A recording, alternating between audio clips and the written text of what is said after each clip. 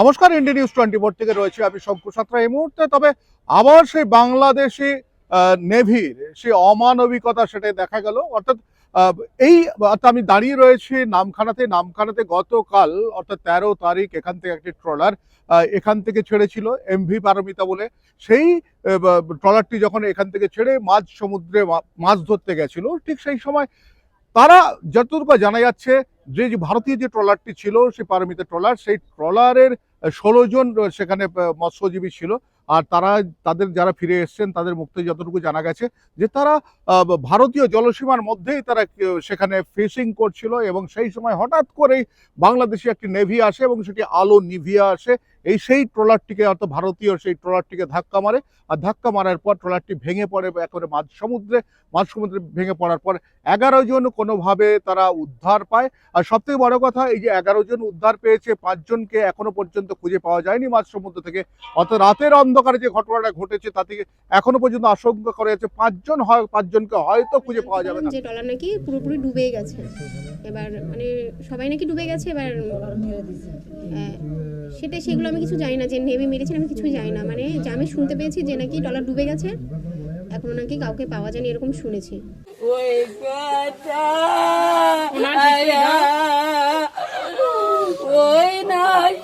আমাদের যেটা শোনা খবর, আমরা এখনো প্রকৃত খবরটা জানতে পারিনি।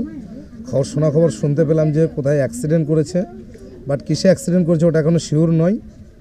শুনতে পেলাম এমনি লোকজন পায়নি, বাদবাকি লোকজন পেয়েছে বলেছে। এখনো পুরোপুরি খবর বলতে পারছে না, ওরা আসলে তারপর আমরা জানতে পারলে বলতে পারবো যে মেন ঘটনা কি ঘটেছে। কবে গিয়েছিল জামাইবাবু ট্রলারে গেছিলেন 13ই ডিসেম্বর, আছে 14ই ডিসেম্বর, ওরা 13ই ডিসেম্বর গেছিলেন। 13ই ডিসেম্বর এই রাত্রেবেলা ঘটনাটা ঘটেছে বলে শুনেছি। কিন্তু সেই সময় সেই নেভি, অর্থাৎ বাংলাদেশি নেভি, তারা কিন্তু কোনোভাবে সহায়তা করেননি। এই যে 11 জন বেঁচেছে, 11 জনকে কোনোভাবে সেখান থেকে উদ্ধার করা হয়নি।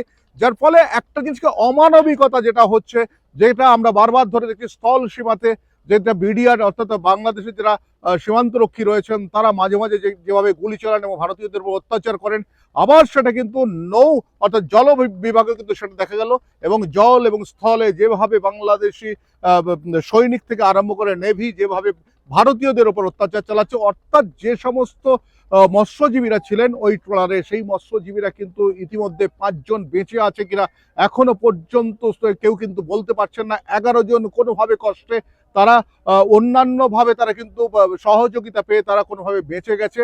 তবে আমাদের প্রশাসন ইতিমধ্যে জানার সঙ্গে সঙ্গে সেটা নিয়ে কিন্তু খোঁজ খবর শুরু করেছে। কিন্তু বাংলাদেশ যেভাবে উঠে পড়ে লাগছে আস্তে আস্তে, অর্থাৎ বাংলাদেশের বিভিন্নভাবে, কখনো আমাদের দেশে বাংলাদেশি নাগরিকরা এসে এখানে স্লিপার সেল তৈরি করছেন, এখানে বিভিন্নভাবে সন্ত্রাসমূলক কাজ সৃষ্টি করছেন, এখানে করবার চেষ্টা করছে, সেই স্লিপার সেলগুলো ধরা পড়ছে।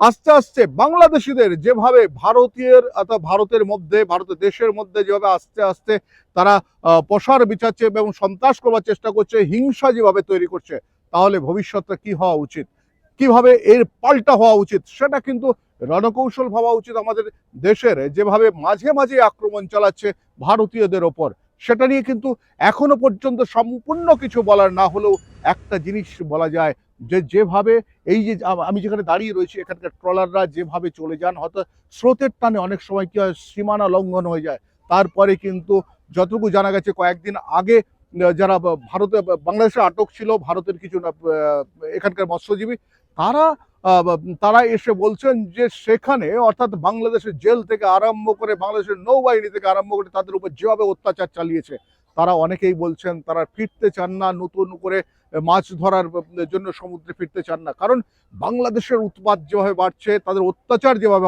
বাড়ছে, সেটা কিন্তু যথেষ্ট চোখে পড়ার মতো। আর সেটা নিয়ে কিন্তু ভাবার সময় হয়ে এসেছে বোধহয় আমাদের ভারত সরকারের। আমি শঙ্কু আপনাদের সঙ্গে রয়েছে, ইন্ডিয়া নিউজ 24, দেখতে থাকুন।